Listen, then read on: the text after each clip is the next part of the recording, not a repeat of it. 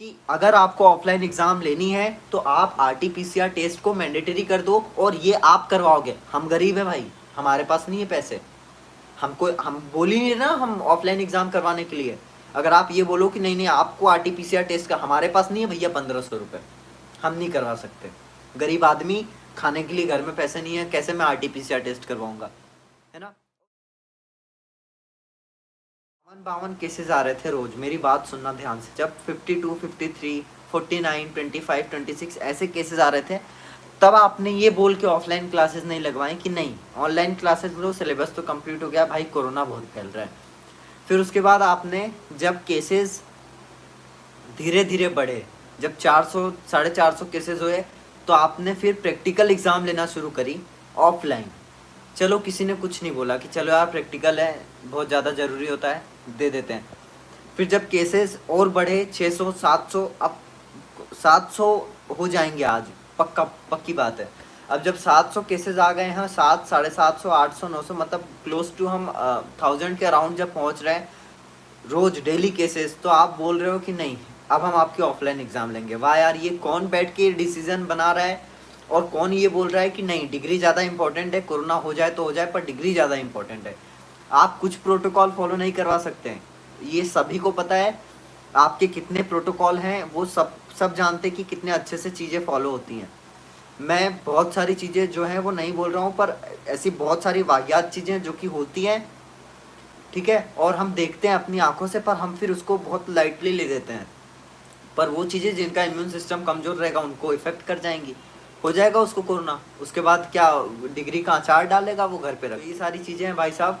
अगर कोई ये बोलता है कि नहीं हम ऑफलाइन एग्ज़ाम लेंगे और सारे प्रोटोकॉल को हम फॉलो करेंगे, हम आपको नहीं पता है कि कौन कहाँ से निकल कर आ रहा है, किसके घर पे कौन पॉजिटिव है। तो और ऐसा नहीं है कि मतलब कि आप हर किसी को जानते हो, और आप प्रोटोकॉल में क्या आप मास्क देते हो, आप सैनिटाइजर देते हो, दैट्स इट। और क्या होता है आपका, कोई डिसइंफेक्शन के लिए कुछ भी नहीं होता है सेंटर पे। कुलपति मैम एग्जाम वाले दिन अकाउंट में बैठेगी क्या एग्जाम सेंटर में, वही बात है ना। आप आओ, आ जाओ। अगर आपको ऐसा लगता है कि बच्चों की बहुत ज़्यादा फिक्र है तो आओ, राउंड मार के जाओ एक बार सभी बच्चों से मिल के।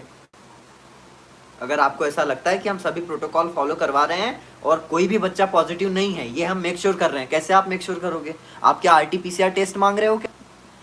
है नहीं तो चलो मैं एक और बात बोलता हूँ, अच्छी याद निकल कर आई है, मैं इस बात को नोट डाउन करूंगा कि आप एग्जाम के टाइम में हर बच्चे का आरटीपीसीआर टेस्ट करवाओ, उसके बाद एग्जाम सेंटर बुलाओ उसको ऑफलाइन एग्जाम देने के लिए।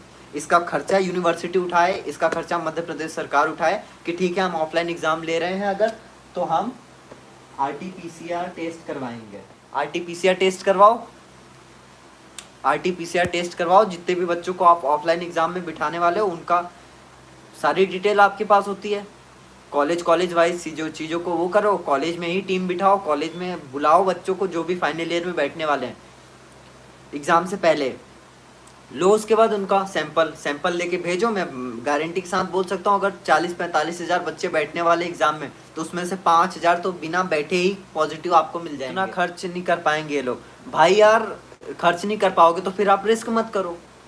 आप बताओ, मेरी बात सुनो। चलो मान लो मैं बैठा हूँ यहाँ पे, मुझे नहीं है कोरोना, मेरा दोस्त आ रहा है कहीं से, उसको भी नहीं है पर वो कहीं से आ रहा है। अगर वो आ रहा है सस्पेक्टेड एरिया से, तो फिर मैं क्या करूँगा? मेरा तो कट गया लंबा वाला यहाँ पे। तो आप ये करवाओ, आरटीपीसीआर टेस्ट लो, नेगेटिव टेस्ट एडमिट कार्ड के साथ नेगेटिव टेस्ट अटैच करके, उसके बाद सबको बुलाओ। अगर कोई नेगेटिव है तो उसको बिठाओ, जो पॉजिटिव है फिर उसके लिए अलग अरेंजमेंट करो। भाई इतना गट्स रखो ना, अगर आपको एग्ज़ाम लेनी है, आपको इतनी ज़्यादा फिक्र है कि नहीं यार डिग्री ख़राब हो जाएगी, तो अगर डिग्री ख़राब हो जाएगी, अगर आप इतना सोच ही रहे हो, तो फिर आप करवा लो आरटीपीसीआर टेस्ट।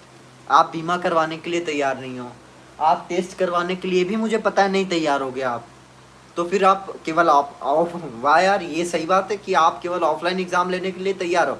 आप मतलब ये समझो कि बच्चों को आग के मुंह में डालने के लिए तैयार हो, पर आप इस चीज़ के लिए आप किसी की जिम्मेदारी नहीं उठा सकते हो। तो अगर आप रिस्पॉन्सिबिलिटी नहीं ले सकते, तो फिर आप ये भी नहीं बोल सकते कि डिग्री ख़राब हो जाएगी। डिग्री ख़राब हो जाएगी, आप अपना काम करो, हम अपना काम कर लेंगे। डिग्री का महत्व है ना, वो हमारा नॉलेज डिसाइड होता है कि डिग्री का महत्व कितना है। वो ये चीज़ें डिसाइड नहीं करते, अगर मैं कंप्यूटर साइंस का स्टूडेंट हूँ, ध्यान से सुनना बात, अगर अच्छी लगे तो लाइक करके बताना कि अच्छी लग रही है, मुझे समझ आएगा क्योंकि मैं कमेंट्स नहीं पढ़ रहा हूँ अभी।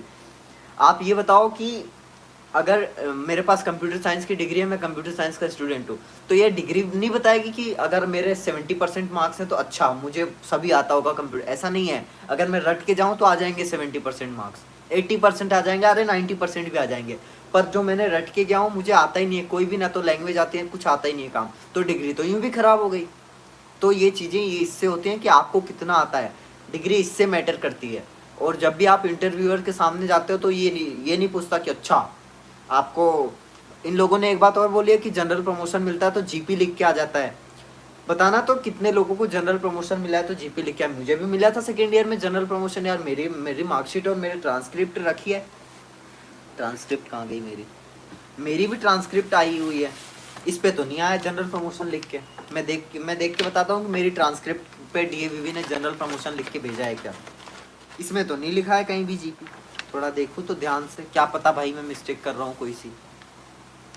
ये किसी ने ये भी बोला था, किसी यूनिवर्सिटी में ही किसी ने ये बोला था कि अगर हम जनरल प्रमोशन देते तो मार्कशीट पे लिखा हुआ था जनरल प्रमोशन। कहाँ लिखा है इसमें? दिखाओ, रजिस्ट्रार के साइन है, सील है, इसमें कहाँ लिखा हुआ है भैया?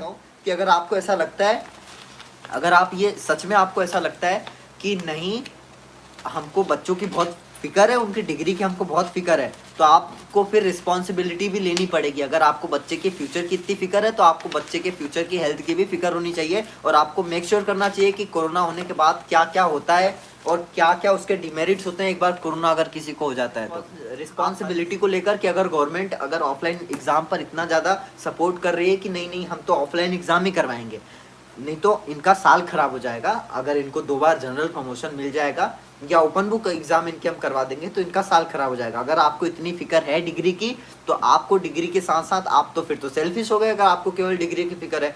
इसका मतलब आपको डिग्री की फिक्र नहीं है, आपको अपने रेपुटेशन की फिक्र है कि आप अगर 2 बार ओपन बुक करवा दोगे तो फिर आपको लगेगा कि वो शिट डीएवीवी ने ओपन बुक। आप केवल ये अप्रिसिएशन चाहते हो कि हमने इतने कोरोना में भी हमने बच्चों की ऑफलाइन करवाई, ये आपका एप्रिसिएशन नहीं है। आप कितने बच्चों को कोरोना हो जाएगा आपको ये पता भी नहीं चलेगा, और कितने उसमें से निपट जाएंगे ये भी आपको पता नहीं चलेगा। अगर आप रिस्पॉन्सिबिलिटी ले रहे हो, बीमा करवा रहे हो किसी का जीने मरने का, तो आप बात करो ऑफलाइन एग्जाम की, नहीं तो कोई सेंस नहीं है।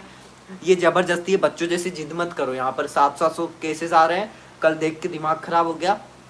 682 केस किसको बोलते हैं? अभी मुझे मेक श्योर कर रहा हूँ कि आज कितने केस आते हैं। आज मैं थोड़ी देर बाद फिर से लाइव आऊँगा क्योंकि बहुत ज़्यादा भरा हुआ हूँ मैं, अंदर से बहुत कुछ बोलना है पर मैं बोल नहीं पा रहा हूँ अभी।